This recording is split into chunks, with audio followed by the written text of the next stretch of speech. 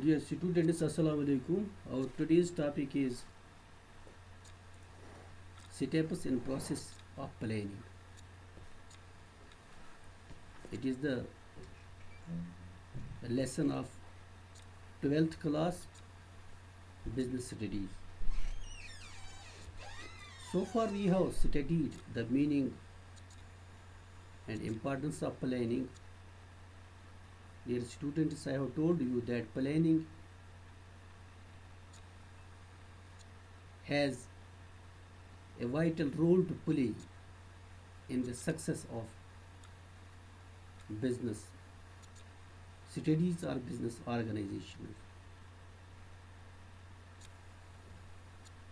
We have there discussed that planning is thinking in advance what is to be done in future. So it is a futuristic approach. Now, in today's lesson, we will discuss in detail that what things we do in planning. What are the things which make the planning process? What things are processed in planning by which the planning is made? So, my dear students, there are some steps which are involved in or which are used in the planning process.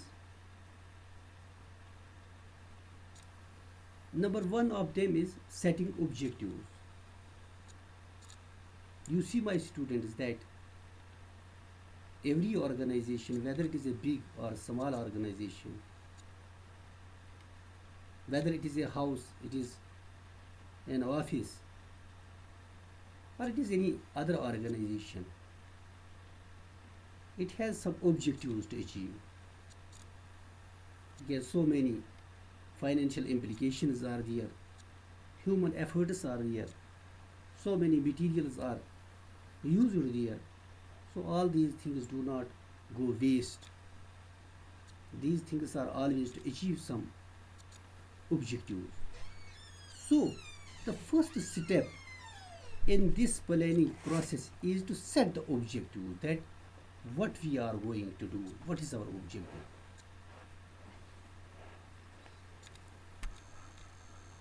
And how these objectives are going to be achieved, and what are the resources to be utilized to achieve these objectives.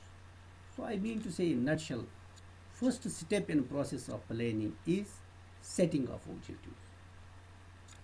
Without objectives we cannot design a plan, we can't make a plan. So number one is setting of objectives. These objectives should be clearly defined, and any problem in achieving these objectives should already be located, it should be clarified, and its solutions should already be sought. So this is the first point in the process of planning. And second is establishing the planning premises. Here, my dear students, I may tell you one thing, that our plan should neither be too long nor it should be too short. I may tell you here, it should be balanced planning. To quote here a saying, I may say that cut your coat according to your cloth.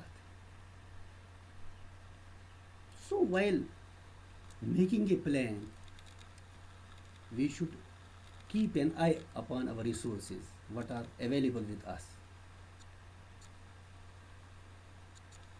For preparing our coat, we should also take our cloth into consideration. This is actually means establishing the premises of this, what we can say, premises of establishing the planning premises, यानी कि हमें इस plan की जो है इसके दायरे इख्तियार को, इसकी जुरिस्डिक्शन को जो है देखना चाहिए कि कितना प्लान होना चाहिए, न ज़्यादा बड़ा और न ज़्यादा छोटा. It should be with the ambit of our reach, within the ambit of our resources. Now this establishing the planning premises have three subheadings. Number one is tangible and intangible premises. Number one is tangible and intangible premises. Assumptions which can be expressed in quantitative terms are called tangible premises. Tangible, that we can touch, we can see, or we can feel. For example, we can say units of production are there. How many productions units are to be produced? These are 1000, these are thousands, these are lakhs, or these are hundreds. Capital investment, it is a clear thing how much capital is to be invested. It is a tangible thing. Time available with us, 1 year, 2 years, we can measure it. These are the tangible things. These should be established. On the other hand, intangible premises like implies morale is there, goodwill is there, of the enterprise or motivation, etc. is there, cannot be expressed in quantitative terms. So these terms should be established. Right, we can say the tangible and intangible these premises. And second one is internal and external premises. A business has its internal premises. What is within the four walls of a business? We can say it is the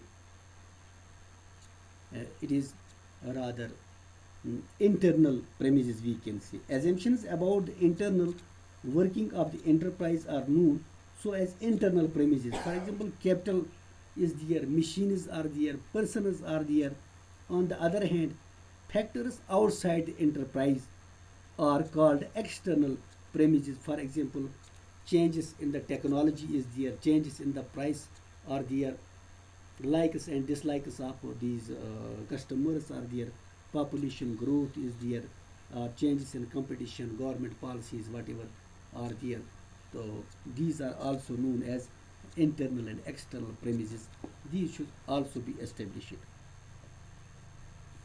Then it is third is controllable and uncontrollable premises.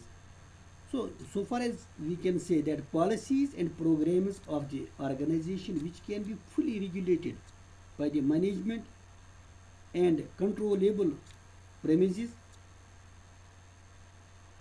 Uncontrollable premises are the external factors like trade cycles, political changes, etc., which are beyond the control of the management. Factors which are partly under the control of government, for example, price policy is there, sales area, etc., are called semi-controllable premises. So, dear students, number fourth one is identifying alternative course of action. Identifying alternative course of action. Sometimes we have, once the objectives and planning premises are established, it becomes necessary to discover the various courses of action which may be used to achieve the established objectives. Because while making these plans, after making these plans, we have to put these plans into execution. We have to implement these plans. So we have to uh, what we have to do, we have to discover the various courses of action which may be used to achieve or establish the objectives. In order to identify all possible alternatives, it is necessary to collect and analyze all relevant information. And from among the whole information, we have to choose one alternative which is by and large cheapest, easiest, and more beneficial for an organization. There are so many alternatives, and we have to see such an alternative which is up to the point and which is more beneficial for an organization. This means identifying alternative course of action in the process of planning. Then there is evolution of alternatives and choice. Evolution of alternatives and choice. The various alternatives are evaluated and compared in the terms of their expected cost and benefits. When we select these what we can say alternatives, we evaluate them on the basis of their costs and benefits. The alternative courses of action should be judged in terms of common factors such as the risk involved. इसमें ये देखना है कि इसमें risk कितनी है, expected return हमें कितना वापस इसमें आएगा, planning premises, goals to be achieved, etc. After objective and scientific evaluation of different alternatives, the best alternative is selected. तो इन तमाम चीज़ों को देखने के बाद जो बेस्ट ऑप्शन हमारे पास होता है, जो बेस्ट ऑल्टरनेटिव होता है, उसको हम जो है सिलेक्ट करते हैं फॉर आवर ऑर्गेनाइजेशन. नेक्स्ट है formulation of derivative plans. After the basic plan is decided, the next logical step is to develop derivative plans for implementation. These detailed or derivative plans refer to the policies, procedures, rules, programs, schedules, budgets, etc. For instance, I may say, when a company decides to develop a new product, plans concerning the product design, procurement of funds, purchase of materials, training of personnel, advertising for the product, etc. have to be prepared. Proper timing and sequencing of plans should be done. This is what we say as formulation of derivative plans. Our sixth point is securing cooperation. Successful implementation of plans requires understanding and wholehearted cooperation of all the members of the organization. It is not only, planning is not only the paperwork. It should come into practice. It should give the viable results. It should be such a plan designed in such a manner so that everybody will be able to accept it and they will offer their cooperation. So, the organizational goals can be achieved by securing the cooperation. Therefore, plans must be communicated and explained in detail to the employees so that they have an understanding of what is proposed to be done and why. When plans are communicated to workers, some useful suggestions and ideas may be received from them. Employees should be motivated to execute the plans to the best of their abilities.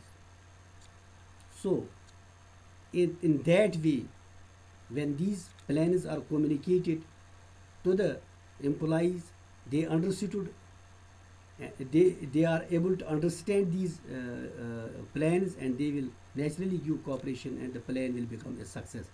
And the last one is follow up. Existing plans are reviewed at periodic intervals to ensure their relevance and effectiveness. After implementation of plans, certain facts may become known that were not even though of earlier. Means some new things come from the plans when these plans are to be executed. Some new suggestions come from the people who implement these plans. So in the existing plan, some things are ousted and some new are added. Whenever necessary, the plans must be revised in the light of these facts and changing environment. Continuous revision of plans enables the management to draw up subsequent plans on the basis of experience gained in the process of implementing the previous plans. My dear students, our lesson is already very long. I think it is enough for today. Inshallah, see you in the next lesson. Till then, goodbye.